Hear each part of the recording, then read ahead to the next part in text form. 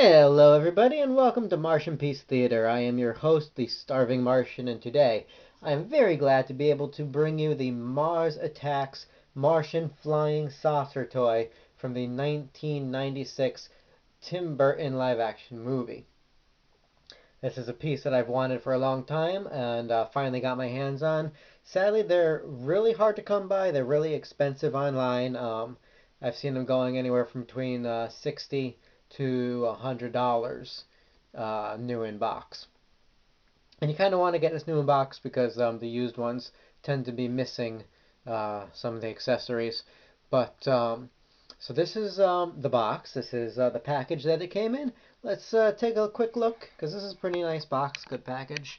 Here is a shot of the Martian ambassador.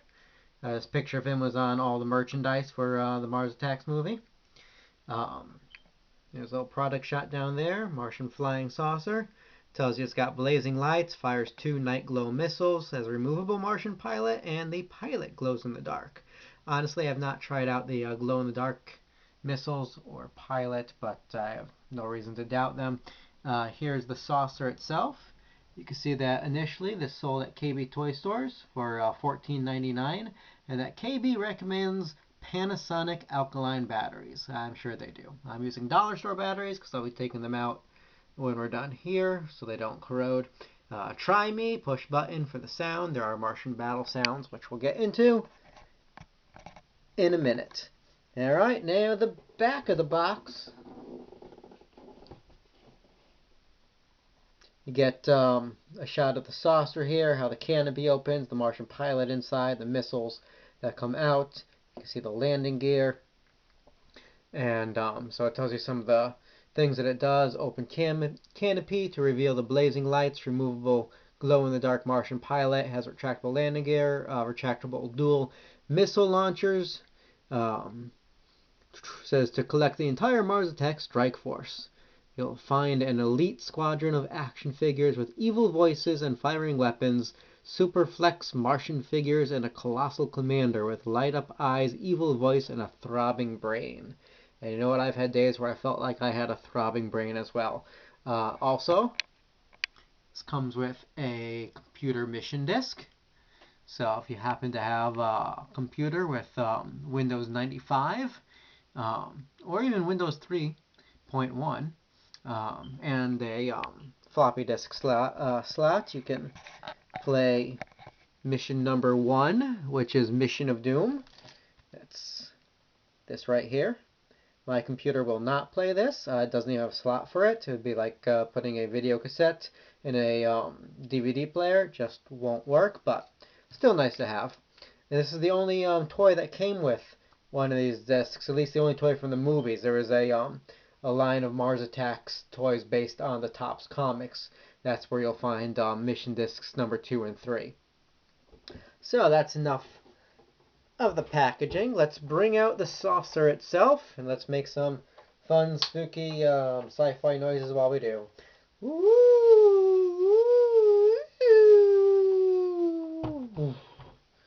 Alright, so I don't think I have a career in sound effects in my future. But here is the saucer, and as you can tell, it's a very plain silver disc with a bubble on top. It's about as generic a saucer as you can find. And if you're a fan of the Mars Attacks movie or even the original trading cards, that's going to be right up your alley. Because the original trading cards, looked like the flying saucers as we see them in all those great sci-fi movies of the 50s and even all the crummy sci-fi movies of the 50s. It's just a round disc. It's about 9 inches in diameter. That's the top. There's the bottom. See a little fin there. That serves no purpose other than you can pull on that to reveal a missile launcher. But, the saucer in the movies don't have that fin. But that's there for the missile launcher feature. The canopy here opens. Sadly, it doesn't hinge very well. You can see over here there's a hole and a peg and the peg doesn't really fit into the hole as well as it should. So it doesn't hinge well. It doesn't. I don't think it would be space worthy. Wouldn't be space safe. I would be afraid of dying in there if I was leaving the confines of my ship. There's a Martian pilot inside, who we will show you in a minute. But first, let's show off the light and sounds. Now, according to the box, the sounds that it comes with include Ultimate Disintegrator Ray, Pulse Laser Blast, Shrink Ray, Freeze Ray, and Levitation Ray. And I gotta tell you, I have no idea which of these sounds correspond to which of those rays.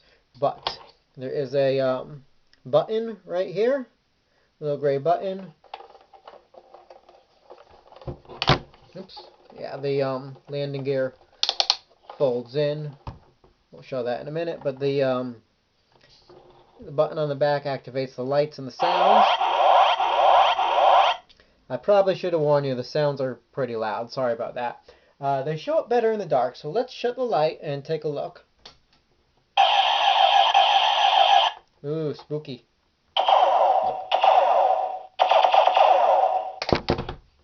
I think that was a shrink ray.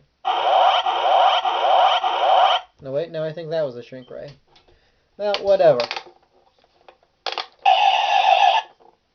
So the landing gear, like I said, fold up, and then you could fly your little spaceship around and go on raids, tip cows, whatever you feel like doing. And while he's flying around, he might want to, oh, I don't know, destroy some national landmarks. Just pull down here. Come on. Just a little tight. There we go. And it reveals the dual cannons with these tips that supposedly glow in the dark.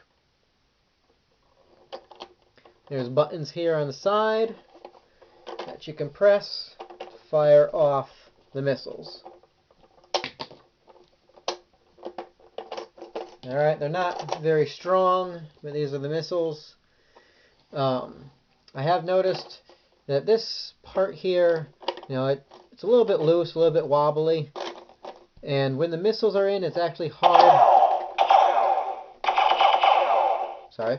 It's actually hard to close this up without the missiles launching inside of there. As I said, this is an expensive toy. It typically runs at least $60 up to $100. And if you pay that much for it, I can almost guarantee you will be disappointed. I don't think it's worth that money. I got it at a deal, but I've been waiting around and biding my time. Don't get me wrong, I enjoy this thing. I'm glad I have it. I'm also glad I didn't overspend. Alright, so inside is a little Martian pilot who's removable. Here he is. He's also articulated. He can move his arms independently of each other. They go all the way around. His legs kind of move together. You can move them separately, but they want to go back into position. There's a slight groove, small groove in between the two air tanks, and that's going to fit on the peg in here inside of the spaceship. He sits very well in the seat of his spacecraft. He's about 2 inches tall, just for a size comparison. There he is. And here's a Martian from the main toy line. And you could see quite the size difference there. So, oops, doesn't really stand very easily. But yeah, that's his mini-me. So let's put him back in his saucer.